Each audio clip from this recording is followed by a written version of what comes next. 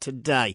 Right then, 28 minutes to 12. Adrian Goldberg with you. And we're taking your calls this morning with Hannah Molloy. Now, Hannah is a dog psychologist, an animal behaviourist, and she runs a company called Pawfect Dogsense out of King's Heath. So if there's anything you want to know about your dog's behaviour, a little mystery, a little conundrum about your canine, then Hannah is the person who might just be able to help you. Give her a call now on 08453 00 9956. Jennifer's in King's Heath. Hello, Jennifer. How are you?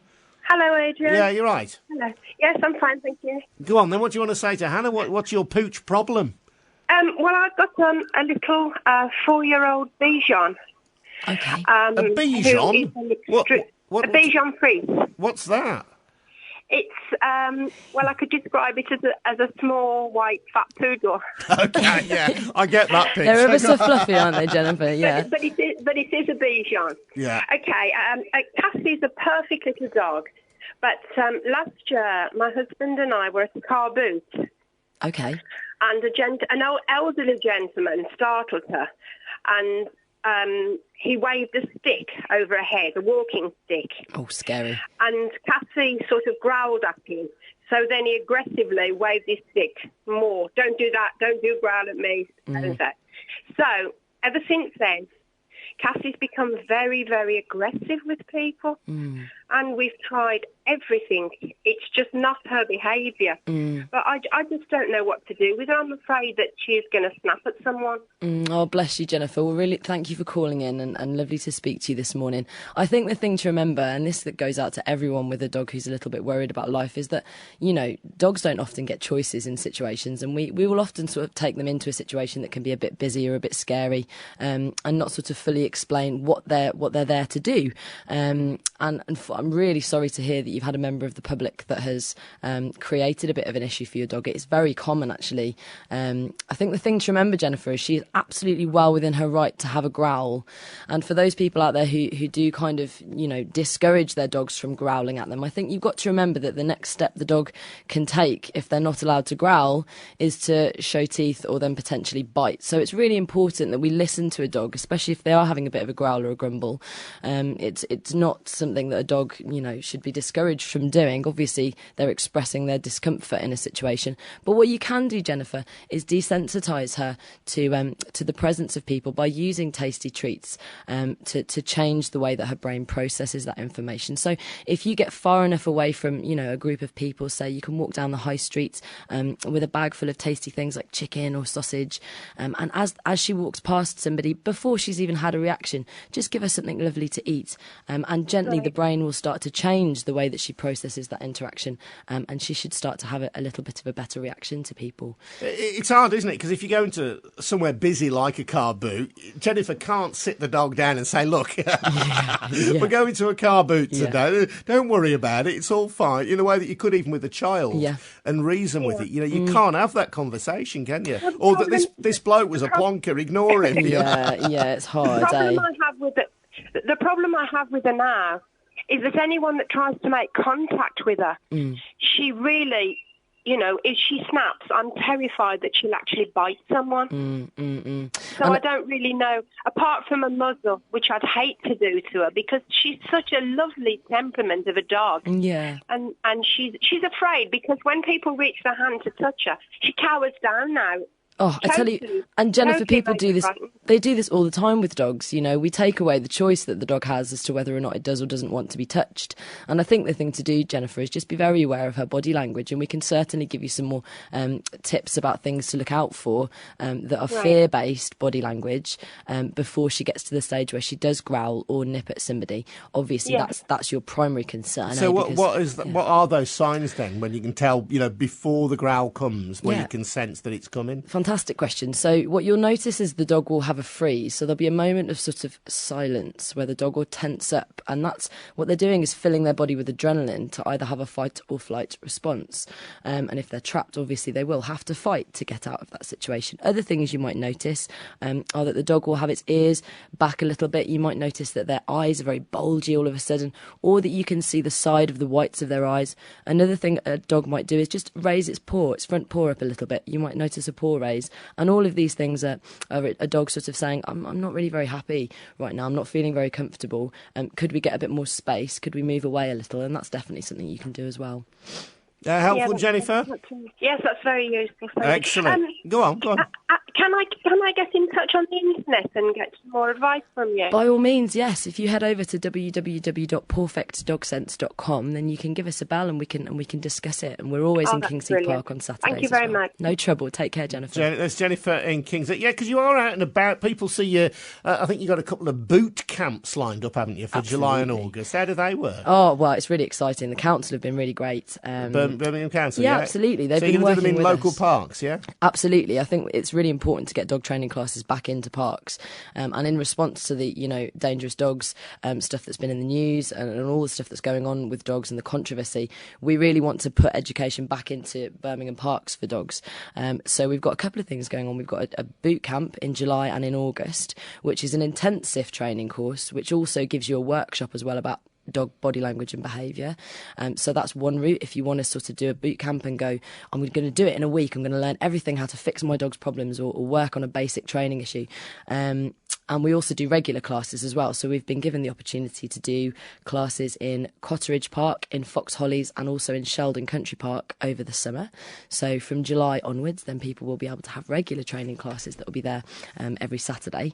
So the boot camp, though, would people have to sort of give up, an hour every day for a week? Yes. To deal with whatever issue, yeah? It's an hour and a half each evening, and the Sunday we would do a 4-hour theory session. So we all sit down and look at some dog body language and look at some behaviour and look into some breed traits and things. And that definitely gives people a much better chance at dealing with the training while you are in the park with us, and you've got some good professionals standing by. Let's go with Roger in Aldridge. Hello, Roger, how are you? Hello, Adrian. I'm fine, thank you. Yeah, you want to speak to Hannah as well. What do you want to say to her, Rog? We've got a 14-month-old cockapoo, which is a cross between a cocker spaniel and a poodle, miniature poodle. Yeah. I mean, to look at is 90% cocker, Yeah. but that doesn't matter. Yeah. He's always gone to puppy classes, and he's done very well. Fantastic. And at 5 months, he was perfect. He'd do everything. He got his bronze award walking. Then he hit puberty. Yeah. And he's a juvenile delinquent. He's been neutered. He's made no difference, of course. Yes. When you say he's become a juvenile delinquent, Roger, what kind of behaviour? What's he done? Well, the main thing is he's just so friendly. We'll take him up on the airport for a walk, and any human or dog within half a mile is fair game, and he'll just forget any command and just shoot over to them, jump all over them. And is he just after a bit of a fuss then? Yeah, he's not aggressive at all, but obviously some people find it very annoying. Yeah. Other people find it really, really annoying. And a few people put up with it. But, he's going to get a kick in the head one of these bad days, rep, or Oh, run across the road. And more importantly, Roger, you've been a responsible owner. You've taken him to training classes, and all of the education that's gone with that, the discipline, seems to have gone out the window. That's the frustrating thing, yeah. And this is, I think, a very, very, very important point that you've just made there, that actually you can over-socialise a dog. It's one of those things people say, you need to take your dog to socialisation classes. Mm-hmm. You need to make sure that they're well educated in how to communicate with people and other dogs. And then you do get to a stage, actually, if they've been given so much lovely free rein, that there aren't those boundaries there when it comes to a difficult situation to say, hey, do you know what? I really need you to listen to me, and I need you to listen to me now. What I would suggest is get using a long line. So we need to put him in situations, again, obviously he's had a lot of freedom. And as you've noticed, having a dog that is over-socialised can be just as dangerous, actually, as those who are a little bit nervous. What I would suggest is if you get a long line, you can get these from most pet shops and training centres. It's just a really long lead. It's not like a flexi lead, like the ones that go back in. It's just a really long training line. And then what you'll be able to do is give him the feeling that he's off lead and actually yet still be able to redirect some of his choices. So if you do find that he's completely blanked off, he's going, there's a person over there, they're really exciting, I'm off, then you still have, 15 foot of lead to grab the end of and just sort of say, can we go over this way instead? And I've got lots of lovely things if you do want to come and listen to me instead. But it's very hard to remove a dog's choices once you have given them so many opportunities. All I can say to the great British public is, please, if somebody else's dog does come up to you, please don't treat them or give them food, because although it's a very kind thing to do, without asking the owner, you are encouraging that dog to go and run off to say hello to whoever it feels like, really. Roger, hopefully that'll be a bit of use to you. 08453 00 9956 if you want to ask Hannah any questions. About to my voice. I've only just come back off holiday. I'll have to have another week off. The Danny Kelly School of Presenting, I called it. 08453 00 9956. This is from Julian Shirley. It says, my Labrador will let me take anything off her that I don't want her to have, but my Shih Tzu won't. He growls and goes for me, which is very worrying, as he got hold of a chocolate bar the other day. Oh, tricky. Yeah, I think the thing to remember there is that obviously as soon as something becomes important to you, it becomes twice as important to your dog. So if you make a note, if a dog picks something up and you look at the dog and go, oh, you can't have that, the dog goes, oh, this is really special. Is that because they're challenging you or because it's a game? No, just because there's things in the house and they think, well, I want to hold on to this for now. With dogs, possession is 9/10 of the law. I've got it and you don't, and that's the way it is.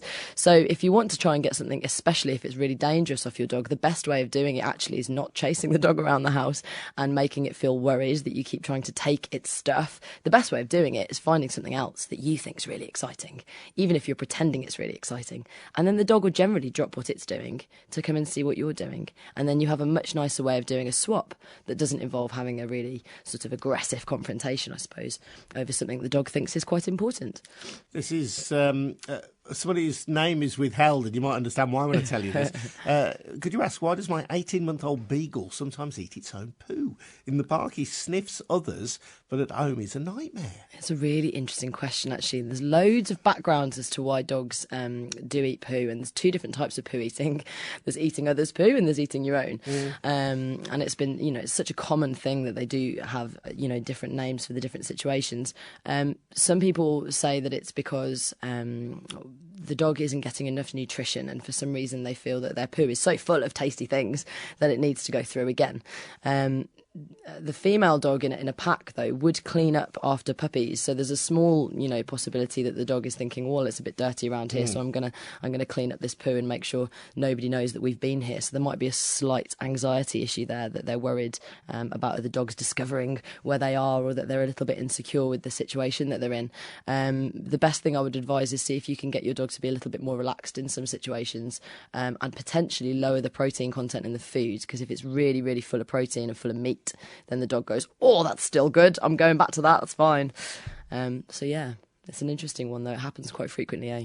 Mark's in Stockland Green. Hello, Mark, you right? Right. Yeah, welcome, mate. Go on, you're through to Hannah. Yes, please. What it is, I've got two staffies, a male and a female. My female one is absolutely chewing herself, around the paws of the dew claw, and she's chewing lumps out of herself. She scratches constantly. We've tried everything. Oh, Mark, I'm sorry. That sounds horrible to hear. And I don't know what to do. Are there any other behaviors that you're noticing, Mark, aside from the chewing and the... She don't like other dogs except the one I got. I'm sorry. No, it's okay. And she won't have any other dog near her. She probably goes mental, screaming and, and she's brilliant with kids, brilliant with people. And she's very boisterous, though. Yeah. But I used to take her everywhere with me, but then she started showing her behaviours like she goes for wheels and buggies and stuff. Yeah. And so I had to stop doing that, because obviously you see a staff who come running at your baby's buggy, Of course, yeah. I've tried everything. What it is, I don't earn much money, but and I'm trying to get her treated. So I don't know what to do. Oh, darling. I mean, the first thing that I have to say, more than anything else, is that if you do, if there is any potential biological issue, first thing you want to do is take her straight to the vets and just double check there isn't an allergy. We've been having this problem, and all she ever done was do her glands. Yes, we tried steroids, a lot, and she sits there. Over the weekend, she's really hurt herself with scratching. Yeah. I try and cut her claws, and she just screams. You know, she's proper like a little. You know, she's proper like a little baby, actually. You know, the way she behaves and that. She sounds like she's ever so stressed, my lovely, Yeah, and there's loads right. of things you can do to relax her a little bit more. But as I say, the first thing that you really do need to do before I can give you any behavioural advice is double check with the vets, because there might be a skin issue, and you can ask the vets to do a skin scrape to see if there is something that's going on there. It can be, if that's definitely not an issue and we can rule out the vets as a problem, there is potential there that she's just she's a very stressy young lady, and that does come out with sort of obsessive compulsive chewing. We had her neutered because she had puppies, and she wasn't a very good mum. We had to take over her 4 weeks, and because she didn't want to know, and she threw one up against the wall. Gosh. You know, she was, you know, I ain't getting rid of her though. But good for you. You know, no, well, listen, Mark, and I know, you know, sorry, mate. I know times are hard as well, but you know the PDSA is there as well, absolutely, to help people. You know, if you can't afford a vet, and I know vets are expensive, but I do know from experience. No, by all means, and if you want to come along to, you know, as I say, we're in Kingsheath Park every Saturday morning, and at the end of the session, the second session we do the socialisation session, you can always come and just ask me to give her an assessment and see if I can see, you know, face to face what's going on there, and give you a couple of tips with her. She sounds like she's a little bit worried about life though, eh? Mark, thanks very much indeed for joining us in Stockland Green. So, Anna, as you say, you're going to roll out these boot camps in some parks around Birmingham over the summer. Your base, if you like, is Kingsheath Park. If people want to find out all the details of that, Pawfect Dogsense is the place to go for your website. Yeah, absolutely. And we've also got an amazing seminar. We went to a conference recently, the International Animal Training Conference, and we were actually given best presentation at the conference, which is a massively beautiful accolade. Nice. I know, eh? So we thought we'd bring it to Birmingham and basically expand it a little bit and have a sort of practical seminar on canine body language and behaviour, and some of the myths that exist still in what we understand as normal behaviour and abnormal behaviour. So that's on the 28th of July, and you can get tickets for that via the website as well. Where is it actually at? It's going to be in Kingsheath. We've had a bit of a venue change recently, so we'll let you know ASAP. It's either in, and tickets are just £20, and we're going to be giving lots of the proceeds to Medical Detection Dogs as well, the charity. Okay, Pawfect Dogsense is the place to head for your website. But really interesting. Oh, we got one more. We got one more. We got John in Harborne. Hello, John. We can't get rid of them. We'll beat them off with a... No, better not say what kind of stick. John, go on. Morning, John. It's just a really quick one. Are you at Kingsheath now, or are you just starting up in July? No, we are currently in Kingsheath Park. Yep, some people might have spotted us in there in the mornings. That's great, because the way you keep saying it, it was just about starting in July, but I thought, well, hang on, you're saying you're there now, basically. Yeah, we are, in July. What time? In Kingsheath Park now. And 10:30 till 12:30. We've got a puppy training class from 10:30 till 11:30, and then a socialisation drop-in class from 11:30 till 12:30. Do you have to book it, do you? Not for the socialisation class. If you want to come along to the puppy class, though, do let us know, because spaces are limited for that one. Okay. John in Harborne, thank you. Thanks, Hannah, great to hear from you again. Thank you. Really good to have you. Thank you for having me, Adrian. It's lovely. Pawfect Dogsense, and as always, loads of people wanting to talk to Hannah. We'll have to get you back in again on another day, won't we? 9 minutes to 12 on BBC.